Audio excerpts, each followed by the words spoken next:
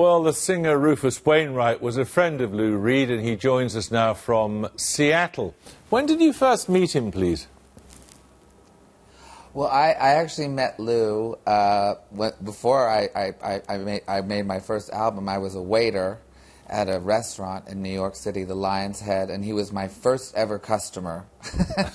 And I was very afraid, and he ordered French toast with no butter. What was he like as a human being, as a friend? Yes. Well, I wanted to say, I mean, of course, there was a lot of talk about his kind of, grumpy nature and his critical outlook and slightly, negative ambiance. But really, behind that, he was such a kind and gentle and soulful man. I mean, I think part of the reason he might have been so pugnacious, as they said before, is it was really kind of a defense mechanism for him, because really he felt so much and he was so engaged in the world around him, and like a great chocolate or something. He was hard on the outside and very, very soft on the inside. So he's a lovely guy. Is it possible to be precise about what his contribution to music was? Well, I think, you can never.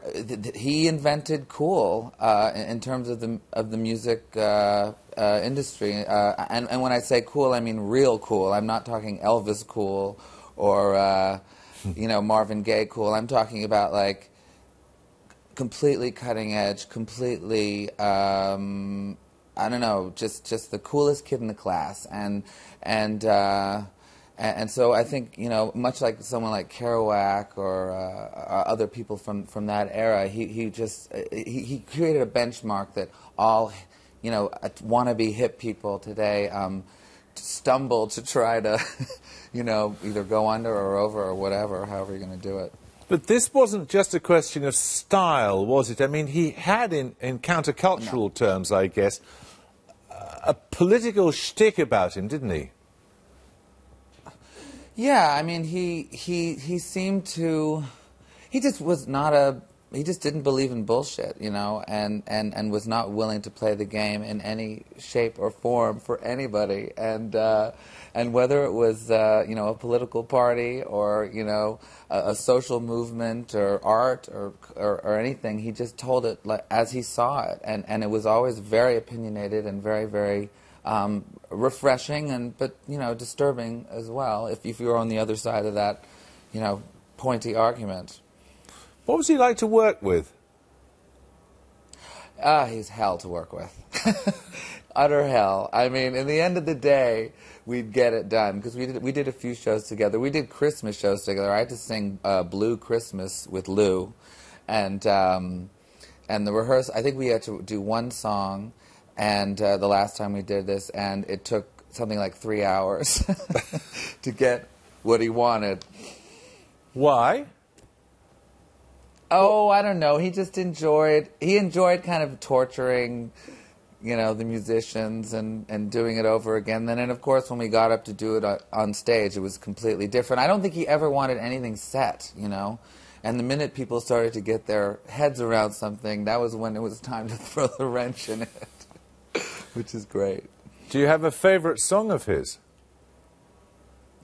Well, I mean, I was listening a lot to Pale Blue Eyes recently, and also there's a song that I love that at midnight, I can't never remember the title, but the one that starts all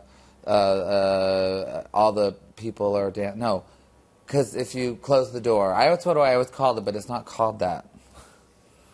Can you sing us a phrase or two? I'll sing you a little bit of it. Sorry.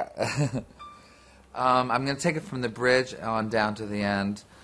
Dark party bars, shiny Cadillac cars, and the people on subways and trains, looking gray in the rain as they stand disarrayed. But people look well in the dark.